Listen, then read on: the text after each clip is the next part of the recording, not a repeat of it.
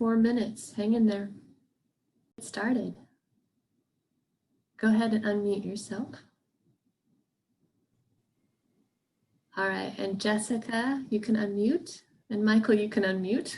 And everybody online, I'm going to introduce this cast of characters in just a second. But at first, I just wanted to thank everybody for joining us today at Hatfield's Research Seminar. My name is Cinnamon Moffett, and I'm the Research Program Manager at Oregon State University's Hatfield Marine Science Center in Newport, Oregon. And I will be one of many hosts today. But a couple of logistics for you. Just wanted to let you know that we have muted your mics and camera and screen shares are off at the moment. We ask that you help us out because there are a lot of us today by go ahead and keeping those cameras turned off for now. We do ask that you communicate with us and put any questions you might have in the chat box. I'm going to be monitoring that chat and probably ask most of the questions at the end of today's talk, but please feel free when you hear something that you have a question about to go ahead and put it in that chat box, and we will get to those questions at the end. I also wanted to let you know that we are recording today's session, and it will be posted in a few days on HMSC's past seminar page. And I'm going to put that link in the chat box right now. So if you're not familiar with the chat box, you'll get a chance to see that I put something in there and just get a chance to see what that looks like. I also wanted to let you know that if you are taking today's seminar for credit, we ask that you stay online after the end of today's talk so that you can interact with your instructor. Your instructor is Michael Banks. Michael Banks, you want to give a little wave to everybody there? Michael will also be helping us monitor questions. So if you have questions, feel free to ask both to our speaker today, but also to Michael in the chat box. And I also wanted to do a little promo for next week, which, believe it or not, is already October 1st next week. Kelly, can I have you turn off your camera for us, please? Thank you much. So next week, we have Dr. Alex Davis from the University of Alberta, who's going to be talking to us about developing spatially explicit tools to minimize the cost and maximize the benefit of ongoing marine invasive species control. So if you're interested in that topic, feel free to join us same time, same station next week, and we'll get to learn a little bit more. With all of those details, though, what you really are here today for is to learn a little bit more about today's speaker. And for that, I wanted to bring Jessica Miller on, since she's the person who invited our speaker today. So Jessica, you want to take it away and introduce today's speaker? Thanks, Cinnamon. Hi, everybody. I'm Jessica Miller, and professor in fisheries at Hatfield Marine Science Center, for anybody I don't know.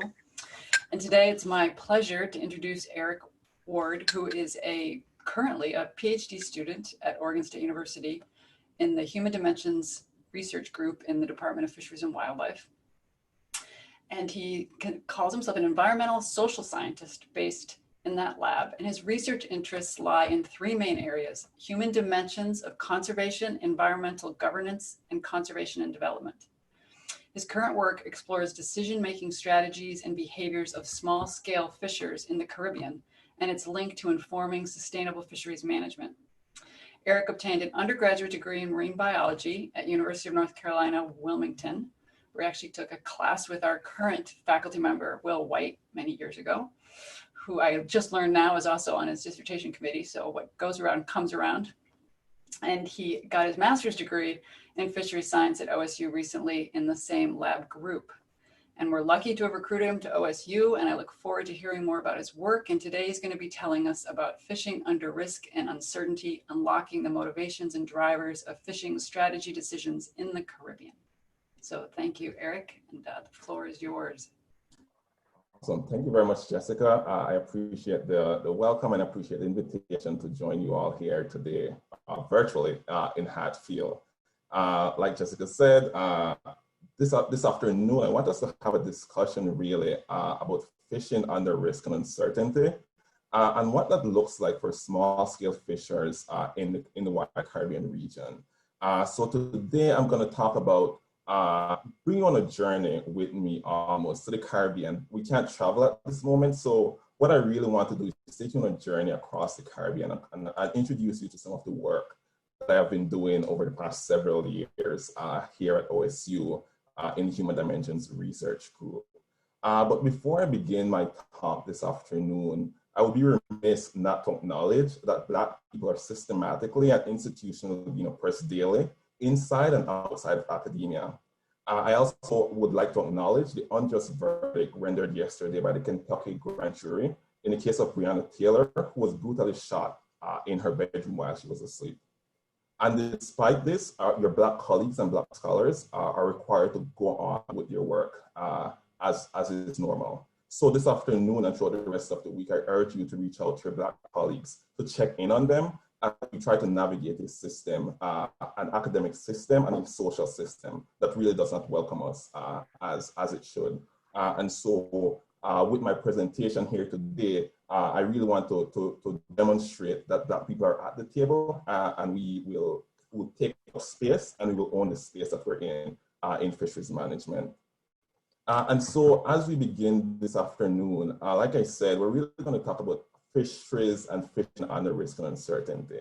But before we begin, I think it's important for us to review what is small-scale fisheries. You'll hear me talk about it quite a lot over the next couple of minutes. And so it's important for us to review what that is. And so really though, small-scale fisheries has no true definition. So it's been a debate in the literature for quite some time that there is no real true definition of small-scale fisheries. There's really some characteristics that make up small-scale fisheries, but we don't really have a definition. These characteristics include ideas such as gear type, boat length, and the type of material, as well as the sociocultural factors that are used to define small-scale fisheries. And our colleagues at FAO recently described small-scale fisheries as all the activities along the entire small-scale fisheries value chain, undertaken by both men and women, including both inland and marine systems. And so this definition of small-scale fisheries, or the lack of a definition or description, if you will, is really powerful for me because it acknowledges the diversity of small-scale fisheries, acknowledging the work of women in small-scale fisheries, but also acknowledging that small-scale fisheries is not just a marine system, but happens inland as well. And small-scale fisheries itself is inherently diverse. It ranges from the Indo-Pacific waters of Papua New Guinea to the Caribbean Sea of Barbados and to the Pacific Ocean of Newport, Oregon. So there's really, small-scale fisheries is really widespread across the world, and there's and it's important for us to acknowledge that. And so this graphic from colleagues at FAO really describes the complexity and the dynamic interactions and the dynamic nature of small-scale fisheries. And I particularly like this image because it includes some key components that I find extremely important and that are also ripe for exploration.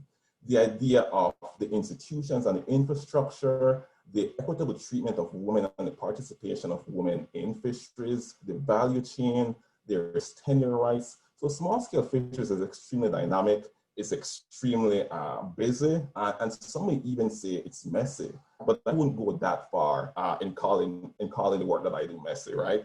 And so with this system though comes quite a bit of uncertainty, quite a bit of risk inherent in the system, uncertainty in how as fisherers we navigate this system, but also uncertainty in how we implement rules and regulations to manage that system.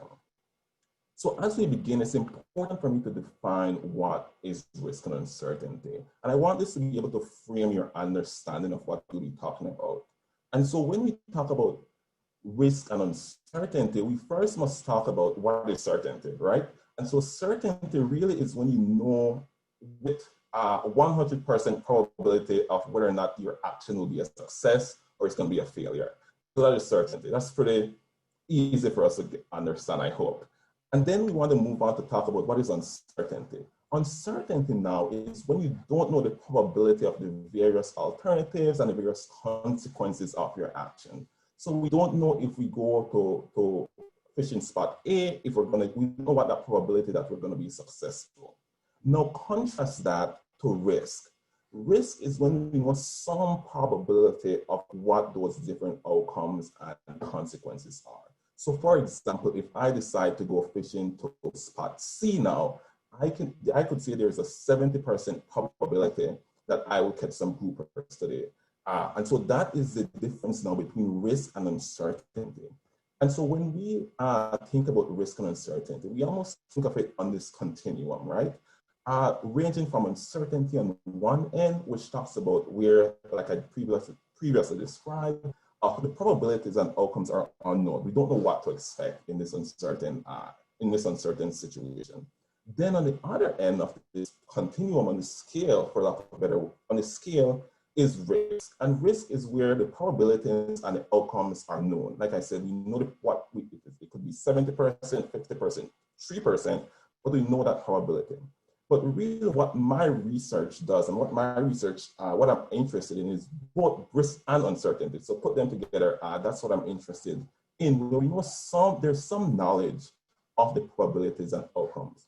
We don't know, we know more than nothing, but we don't know everything, right? So that's what I'm really interested in. I think as time goes on, we're seeing increasing perturbations in our environment, in our system that our fisheries have to navigate. And so that's what I'm really interested in. And so that's what my research looks at, is this mix between risk and uncertainty. But it's important also to take note that risk and uncertainty itself is inherent within the system of the environment, the context that our fishers navigate. It is inherent within the fisheries sector, including market variability, including loss of fishing privileges, including global climate change, including apparently global pandemic now. So the system itself is extremely risky and uncertain. We don't know what to expect. But at another scale, the actual decisions, the actual processes, the actual movements, behaviors of our fishers contain some level of risk and uncertainty. And so with these ideas in mind, that's how my research is framed. That's how my research program is framed, with this idea that risk and uncertainty is inherent in the system that we're in. And as you can see, I like to use my hands quite a bit. If we were in person, I would also be moving quite a bit. So just picture me using my hands and moving quite a bit.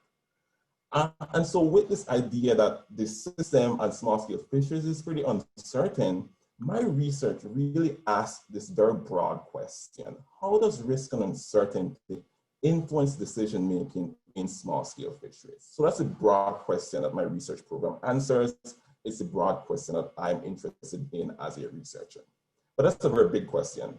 My advisors would not support me answering this question for my dissertation, and my committee would shoot me down. I would never be able to finish. So what I do now is to answer this question, I break it down quite a bit. And so the first thing that I think of when I try to answer this question is I want to really know what is happening in the brain. What is our conceptualization of risk and uncertainty? How do fishers conceptualize risk and uncertainty in their brain? And so to answer that, to get to that question or that motivation, the first question or the first journey that we'll take is I really want to introduce you to this idea of mental models. And so mental models is, I'll introduce you to that later, but this first question looks at how is risk and uncertainty operationalized in mental models in response to a new fisheries policy. And for this question, I'm going to take you on a journey to Belize.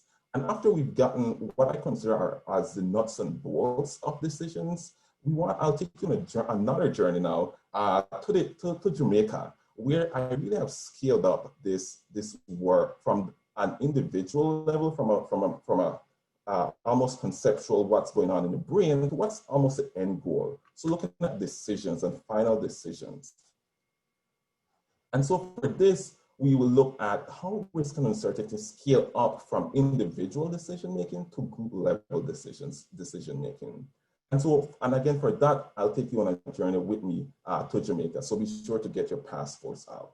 So we start with Belize. And so Belize is a special place. It is, for those that do not know me, it is where I am from. It is I am very close to the context there.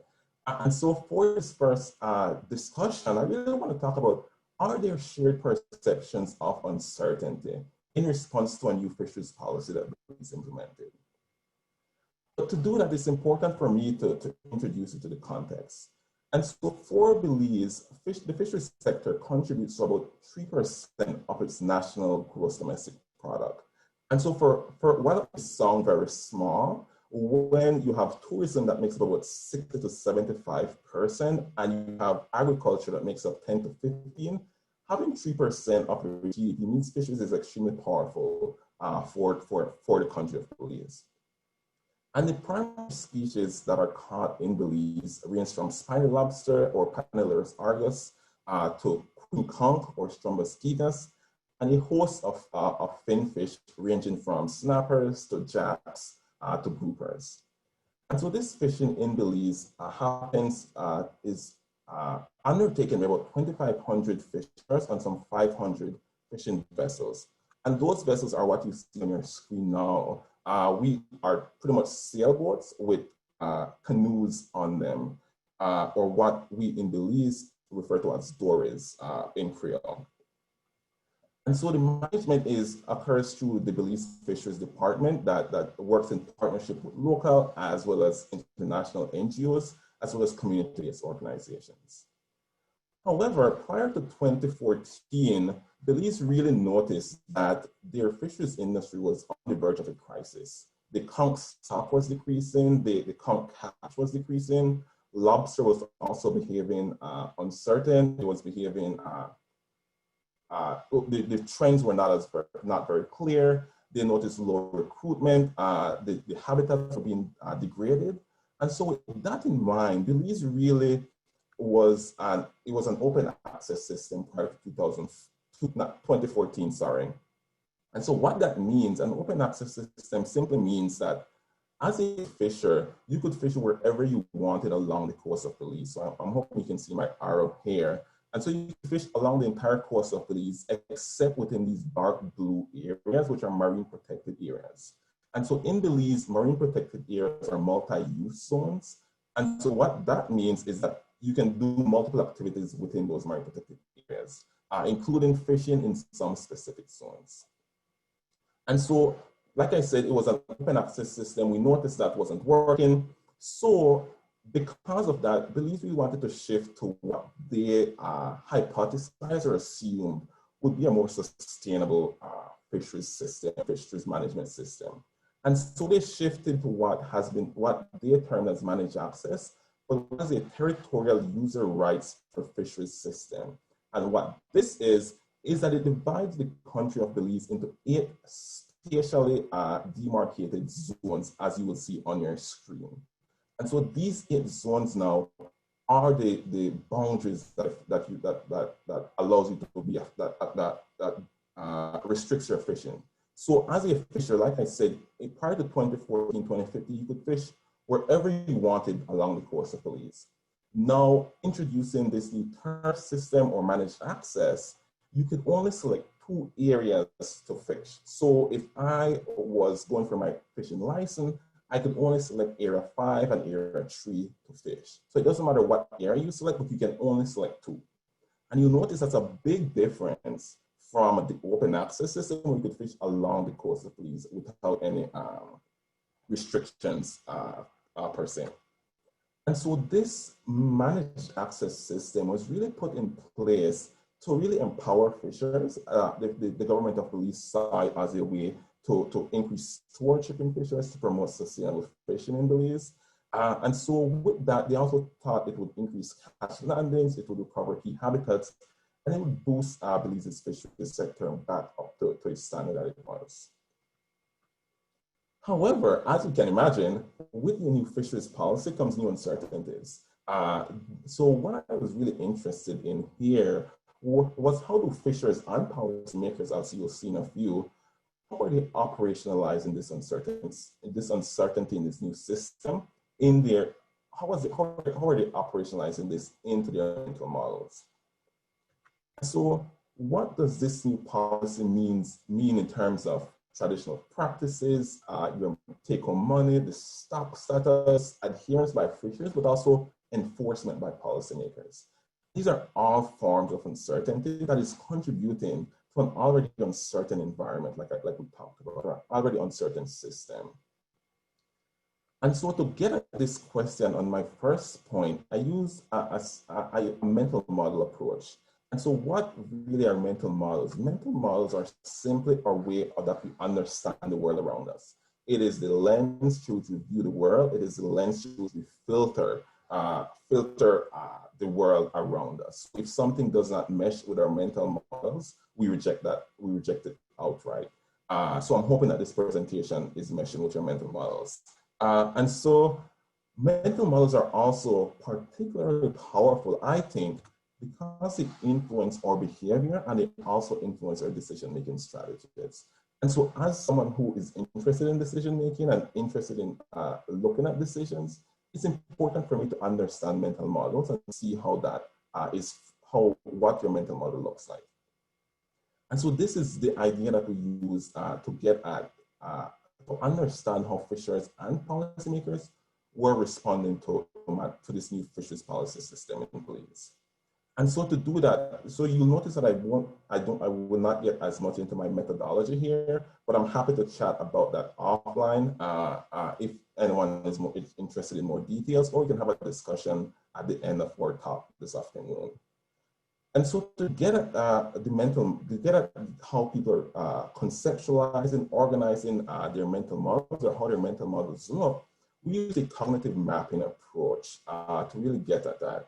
And so on this slide was really our null hypothesis. This was our assumption of how we thought those stakeholders would be organized and responding to the uncertainty of managed access. And so what you see here is there are 30 concepts on your screen. And so each participant was given these 30 concepts and asked to organize them if they had to describe managed access to someone who they did not know. And so this is how we thought they would do it. So this was our null hypothesis. This was informed by literature, it was informed by context, and it was also informed by some pilot work.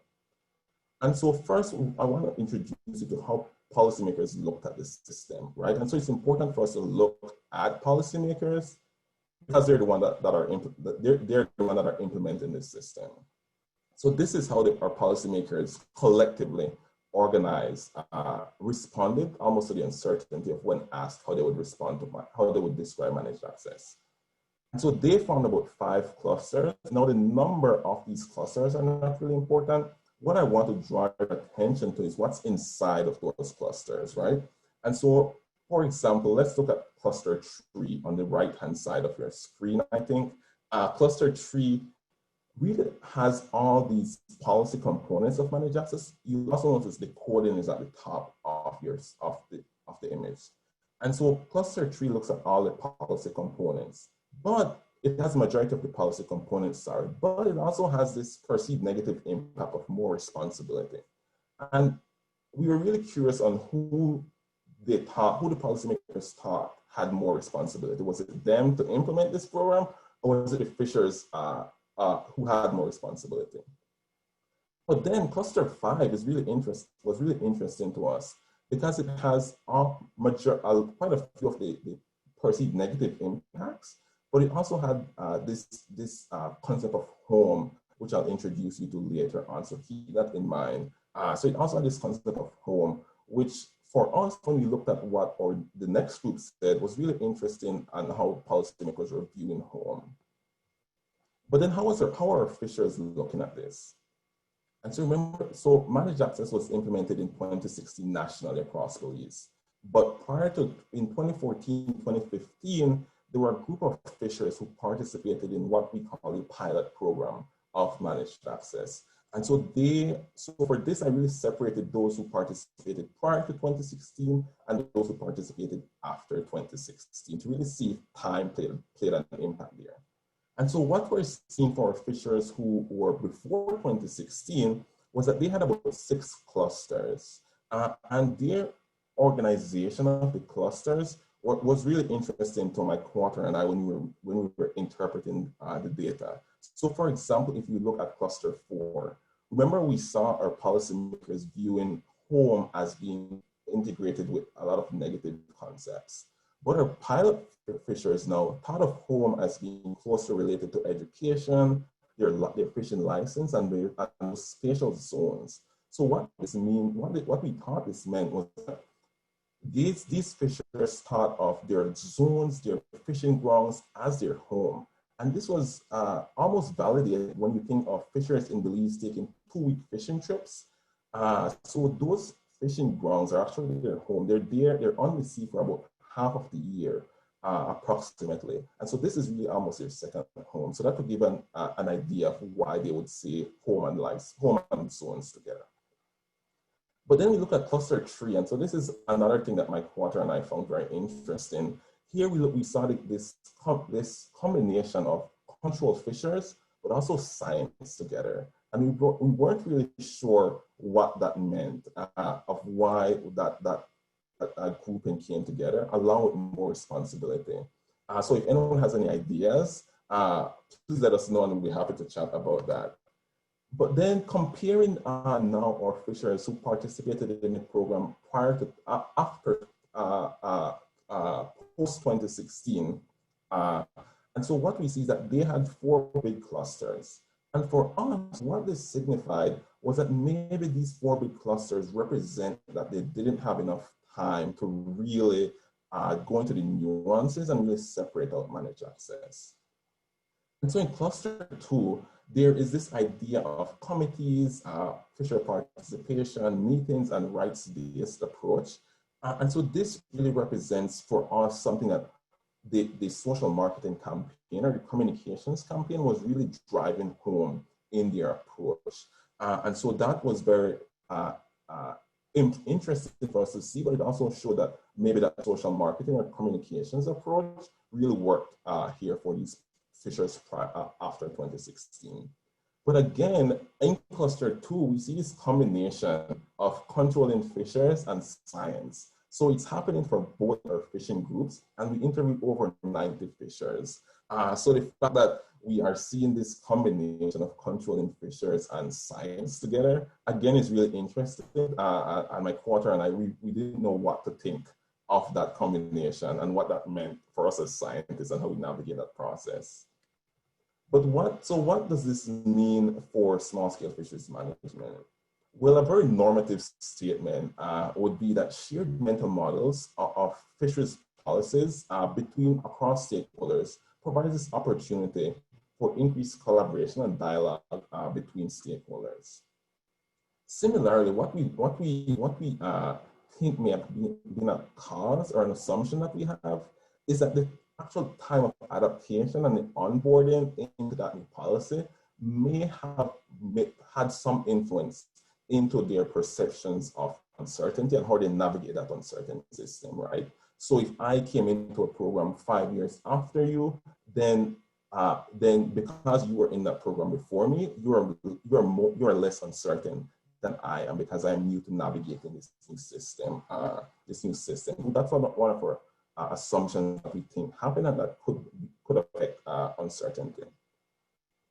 And then these variations in mental models, what we think, and again, going back to this idea of uncertainty, is that these variations may actually represent different strategies to cope with these new uncertainties around fisheries management and this new fisheries policy in Belize. So with that in mind, and with this idea of how you would get at what I consider again as the nuts and bolts of the system, I really wanted to scale that up in the second half of my work and really see how that looks at. So we get like this nuts and bolts. So what is the end goal? We just talked about the flour and the sugar. So what does the cake look like? And so for me, the cake is the final decisions, what those decisions are. And so for this, I was really interested in looking at group level decisions. How do groups of fishers make decisions, and specifically how they make fishing strategy decisions? And I'll define what that is later on. And so for this, I want to so we were in Belize, and so we're going to go across the Caribbean Sea now to Jamaica. where we'll introduce you to that context, and then we'll talk about how I'm navigating, evaluating decision-making process in Jamaica. And so Jamaica's fisheries industry contributes about directly and indirectly to about 400,000 people. And so a quick note also here, that the contribution of Jamaica's fisheries sector is to 400,000 people is more people than there actually is in Belize. So there are only about 360,000 people, 360,000 people in Belize. And so Jamaica's fisheries sector could pretty much contribute directly to the entire country of Belize. And so it's like we talked about at the start, the fishing practices in Jamaica are also very varied. They're also very diverse, which is a characteristic of small-scale fisheries. And this includes different gear types, different species, different landing sites. And so Jamaica fishes from the shelf to reef, to deep sea, and to pelagic fishing. So it's very broad, widespread in Jamaica. And their fishing crews range from about 2 to 6 persons, and they take about 1 to 7 day fishing trips. And so Jamaica is also, as a institutionally managed by a national fishing authority, with partnerships from NGOs and a very active fisheries corporation. However, with this in mind, there are new realities. Jamaica is facing new realities to its fishing sector. This includes the introduction of special fishery conservation areas or zones. And so this image on your screen shows about 12, which was when my colleague Steve did his work there. There were about 12 there, now there are about 17 special fisheries zones in Jamaica. Jamaica also has shown reduced catch levels and lowered aquaculture production. And so you'll see on this image that the catch levels is pretty unstable, for lack of a better word, and pretty ebbs and flows. Whereas aquaculture has been it's on its way up, but there was a widespread disease, and so it's now going on its way up.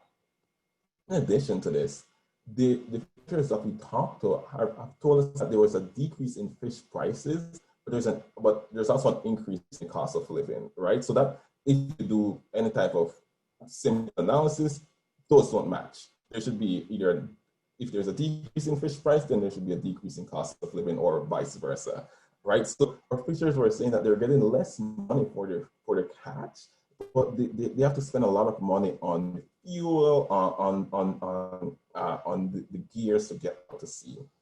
And so with that in mind, I really wanted to look at how do fishing crews in Jamaica make group level fishing strategy decisions in light of these uncertainties.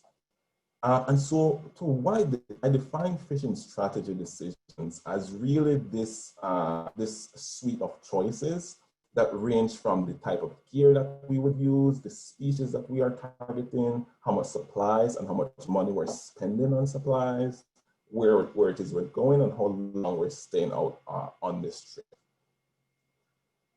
But something that I haven't introduced yet is decision making and how we actually test or measure decision making. And for that, I want to introduce you to Eric's decision making crash course, Decision Making 101 class.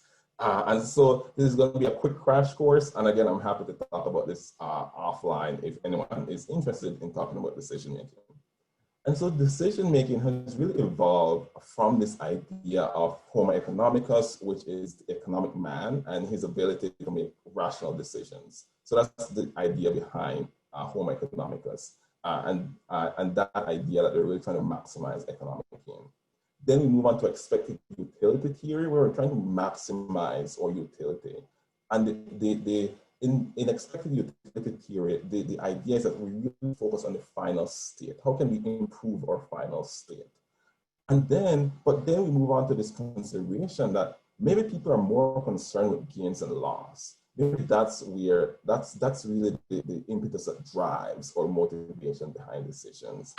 And so that's what prospect theory poses, is that we actually make decisions not rationally or not trying to maximize our final state or not trying to maximize our economic gain, but we really make decisions in the context of what our reference point is. or what our current status is.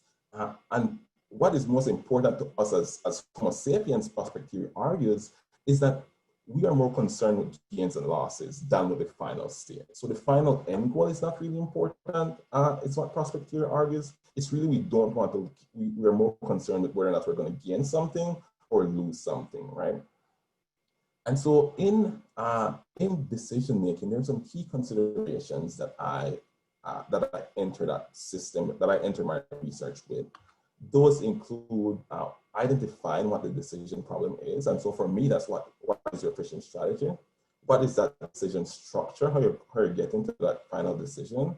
The size of the group, the types of group members, the decision rule. The decision rule here is whether or not we're trying to get a unanimous decision, 3/4 majority, simple majority. And then the communication medium is also extremely important. Is this through WhatsApp? Is this through email? Is this through Zoom? How are we trying to get to that final decision? But how do we make decisions under risk and uncertainty? That's really what I'm trying to get at.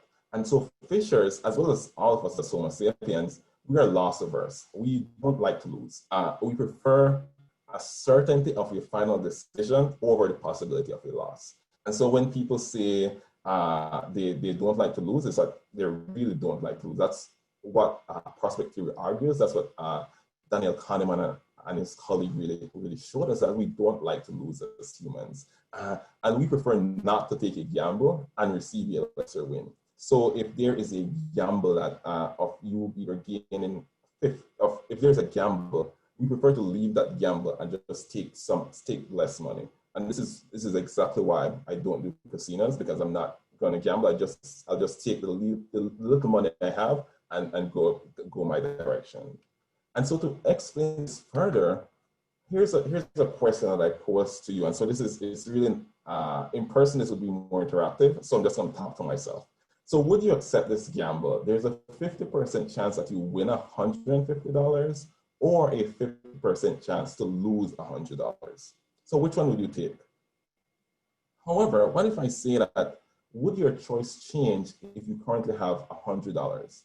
So if you have $100 on hand, which of those gambles would you take? And did that decision change if you didn't have $100?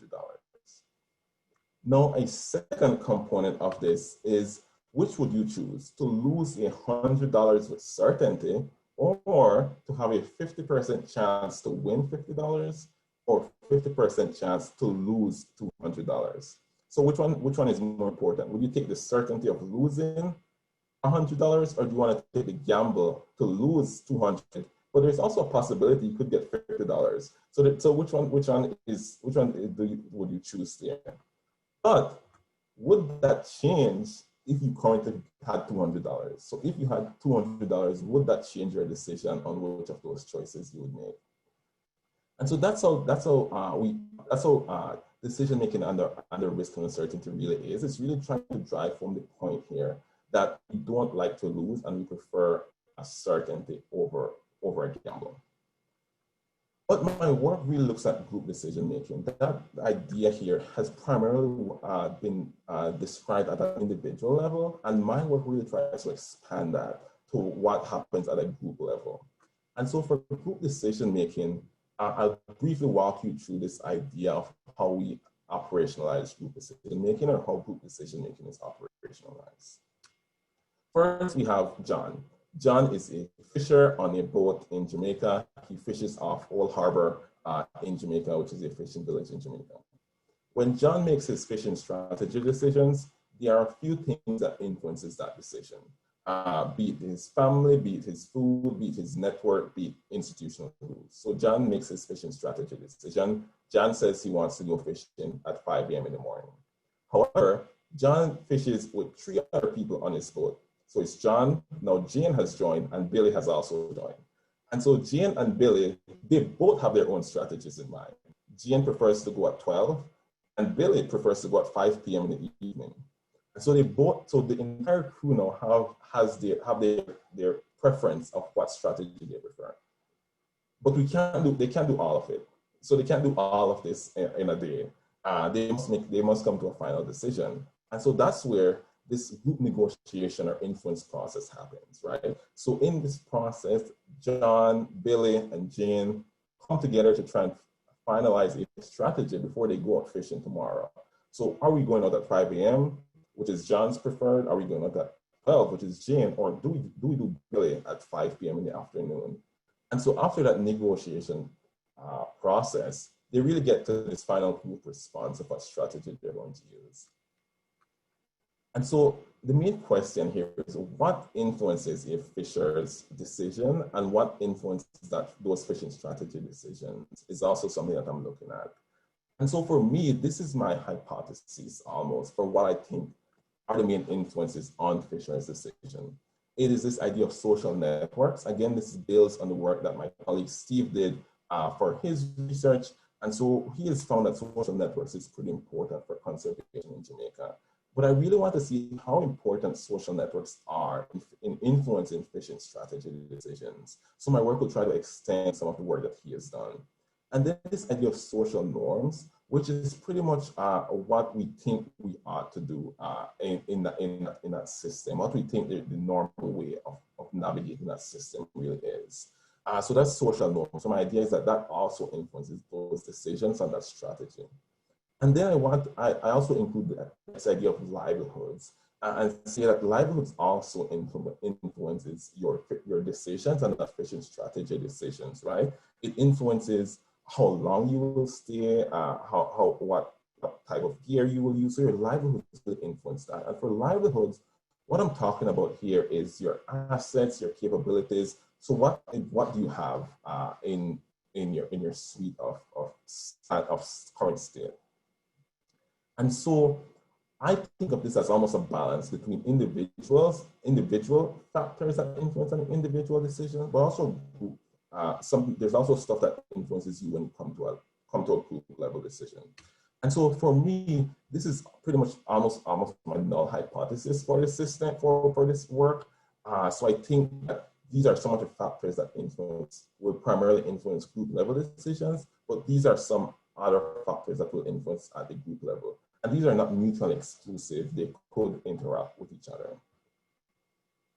But fishers don't like to lose, like I've talked about. And so how do we measure non-monetary trade-offs in fishers? These ideas we can't easily put a monetary value to them. And so how do we measure that? So how do we measure that idea of losing a part of our social networks or livelihoods or social norms, which are something that you really cannot put in number value to, or it's not easy to put in monetary value to it. So that's really what the work is trying to look at, is how do we make trade-offs in this uncertain system that measures these almost non-monetary value. So what did we find in this work? Unfortunately, COVID found us before we could find anything in Jamaica. And so our work is currently ongoing. And so because of that, our results are not ready because COVID has impacted us. But regardless of that, COVID still does not stop the train here in the Human Dimensions Research Group. And so as I get ready to close, there's some preliminary assumptions that we have for how we think fisheries decision-making, what it means for small-scale fisheries management. And so with rising uncertainties, fishers must make riskier decisions. And an important question that I think a lot of my colleagues and I have started discussing is how do these decisions that fishers are making are responding to increasing perturbations in their normal operations, such as the pandemic, such as global climate change. How are fishers responding to these is a question that we're pondering now. And this work also tries to extend the assumption that fishers only think in economic terms. And it provides a glimpse into the dynamics and trade-offs that fishers make on a daily basis or on a weekly basis. And so we get that glimpse into that trade-offs that they make and into important trade-offs. And oftentimes, while money is a factor in that, while their economic outcome is a factor, there are really these also important non-monetary factors that are really impacting how they're making those decisions, such as their networks, their livelihoods, and those social norms. But I think it's important for me to close with an important caveat on decision-making, is that decision-making is an extremely fluid process. And my work is only looking at land-based decisions. And what I mean by land-based decisions is that I am only interested in decisions that happen prior to us getting on board. Once we get on the boat, we consider those as sea level decisions, and that could be influenced by the weather or how hot our catch is going. So my work only looks at what the fishers make those decisions on land and not what happens at sea, because it's hard for us to get at really what they would do if the weather changes suddenly or if there's a hot spot, or we can assume what would happen, but we don't. My work does not go at that line at this point. And so as I close, but there's what I hope we walk away from this talk with, even though COVID has interrupted my current work in decision-making in Jamaica, is that decision-making under risk and uncertainty is complex and has many layers. That's a very normative statement, but I think it's complex, but I think it's important for us to start at these nuts and bolts idea. Start at this mental model starting point to get a glimpse into how fishers and stakeholders are conceptualizing uncertainties across the system. And then, but at the group level, risk and uncertainty looks very different in decision making, and we must have some consideration and group dynamics and trade-offs. But these trade-offs, however, must make room for non-monetary trade-offs. So that's really what the driving point behind my work is trying to do, is to acknowledge that our fisheries are making non-monetary trade-offs that are really sometimes maybe more important than the economic end goal, that final state, right? So they're really more concerned about not that gains and loss of their of those non-monetary aspects, such as their livelihoods and their networks, than they would care about that final end goal. Or that's what I'm assuming at this point. And so with that, that brings me to the end of my talk for this afternoon. And so I want to thank the many funders that make this work possible, as well as the many colleagues that have participated throughout the work and this ongoing work that I'm doing. So I thank you very much, and I'm also happy to have a discussion here, but also talk about it offline if anyone would like. So thank you very much. Thank you so very, very much, Eric. That was great. I want to invite my co-hosts back on if they so choose. And I would also encourage our audience members to go ahead and chat any questions you might have so that we have a chance to have Eric answer them. And while everybody's kind of coming online, Eric, I selfishly had a question about your Belize work. Yes.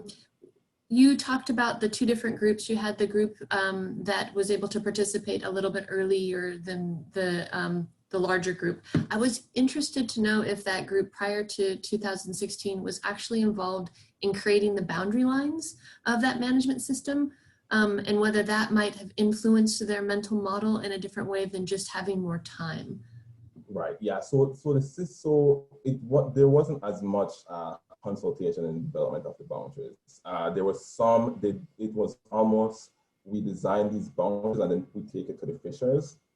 I wasn't as much a collective process, and so there's been some discussions on the boundaries and whether or not ecologically they make sense, because you notice that the majority of them are straight lines or very straight lines, and so I'm not a fisheries scientist, I'm not an ecologist, so I don't think fish works like that. So I'm not sure if so at this point those boundaries were primarily made from a top-down level. Do you think, based on what you've learned, that it would change their mental model if they had been more involved in that creation of the system that they're working within? Yeah, so I definitely think it would influence it, because we've noticed that once you involve stakeholders or participants in this startup process, that you get buy-in more, and so with that buy-in, it will influence your mental models. And so what would happen, or you could assume would happen, is that they would have somewhat similar mental models to the policymakers, but it would also be different to consider their own internal, what is more important to them as well, right? So it would be similar to policymakers, but also unique to fishers, because they have unique needs and unique things that are important to them. Thank you for that. Anybody on the participant list, if you want to ask any questions, please do that in chat. Michael or Jessica, did you have any questions while we wait for folks to weigh in on the chat box? Sure, yeah, thanks, Eric. That was great. And actually, I had similar questions as the line Cinnamon was going down. And I know I'm sort of summarizing what you said, but the idea of this identifying the non-monetary trade-offs, what they're losing. I mean, that could really, I guess, are you looking at, and how do you think that could really influence if it's truly a full closed loop with work prior to even the development, where the policymakers take that into consideration? I can imagine just a much more effective in terms of compliance and efficacy if there's an understanding of those non-monetary trade-offs that often aren't considered. So, I mean, I know that's, I think, where you're trying to go, but can you speak to that a bit? Yeah. So I think that's an important point, because it's something that my co-author and I talked about, is that, so you see that in the mental models for fisheries, that home was pretty prevalent for them. And so because that you can't put a monetary value on home. So it's not like something I can put a monetary value on. And so what we thought is that if policymakers realize that home was important to our fishers, that they would involve them more into trying to find out why home is important and what part they consider their home. And home would also, by doing that, you also get this discussion on fishing grounds and which fishing grounds are most important to the fishers. And that could also be a way of influencing how you divide the boundaries if you have knowledge of which fishing grounds is more important to them. So that's one aspect of how the non-monetary consideration of that non-monetary aspect could have influenced that system. So Eric, we're getting a question on chat, and I know that you had said you didn't go too far down the road of your methodology, but Victoria was wondering if you could talk a little bit more about how you developed those clusters in the Belize results, whether they were clustered by the individuals or whether you had to do some kind of summary work. So if you could talk a little bit more about your methodology there, that would be helpful. Yes. So these clusters were developed using hierarchical cluster analysis. And so what it does is that all our fishers individually had to group these clusters individually. And so what we did was that a hierarchical cluster analysis almost scaled that up to see what concepts are most often grouped together. And so that's how we got those clusters, is that the HCA really looked at which one of these items are more often clustered together. And so that's how we developed those clusters. And that's very different than almost the null hypothesis that I showed. That was just us, what we think would happen. And so for the mental models that I showed for policymakers, that was really the hierarchical cluster analysis, grouping what they saw as items most often grouped together by our stakeholders. So Victoria, if that answered your question, great. If not, go ahead and ask another question in the chat box. Appreciate that. Michael, did you have any questions for Eric? Yes, Eric, I really enjoyed that. Thank you very much.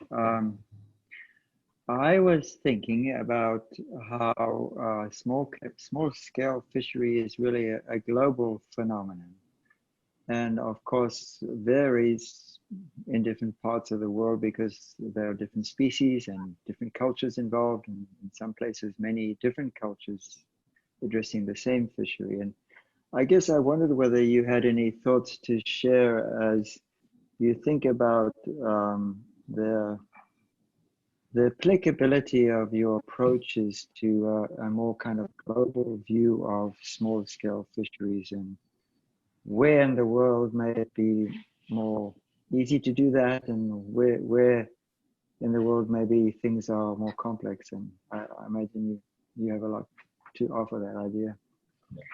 Yeah, that's a great question. And I think for me, I think one of the applicability of the work for small-scale fisheries is, so what we've noticed in small-scale fisheries is that it's very culturally dependent and very traditional.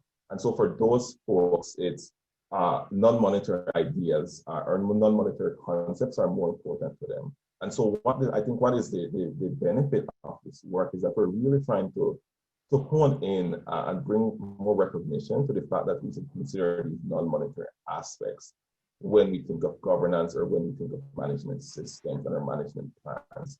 And so by looking at these trade-offs that we look at in Jamaica, and we see how fishers make trade-offs in these very context-dependent ideas for them, that gives us almost this blueprint, for lack of a better word, on how we can navigate that in a new context.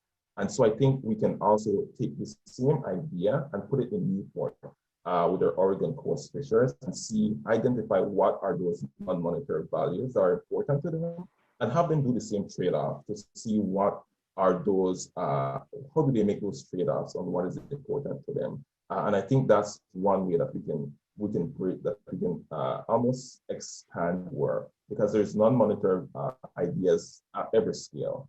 But what people think is most important will vary. And so the work will really try to get at that idea that people are making those trade-offs, those non-monetary trade-offs, quite a bit of time, and that we often overlook them when we do management plans and policy. Thank you. So as we're kind of getting close to time here, I just wanted to remind those folks that are taking this seminar for credit, we ask that you stay online when we end so that you can interact with your class. I also wanted to point out, thank you very much, Eric, that his email is up on this last slide. So Eric invited us a few times to engage with him if you had more detailed questions about methodology and a couple other things that were specific about a particular component of his research. So if you wanted to go down that route with him, or if you were curious about other work that he's doing, I encourage you, and I hope he also does, that you contact him directly with the email that's on the screen and continue the conversation in that way. So I really appreciate you being open to that, Eric. Any last thoughts from you as we get close to the end of this, Eric? No, I think that yeah. So I see one last question from someone in the chat. So if I can answer that really quick. Yeah. About yes, please. Strategies. So for the first work in Belize, it was almost a snowball sample. So we interviewed fishers to identify. So what snowball sampling is that we identify a fisher. That fisher tells us of someone to go on interview. So what we did is that if I went to Cinnamon, say Cinnamon was the captain of a fishing vessel, I interviewed Cinnamon. I would ask Cinnamon, can you give me someone on another fishing boat?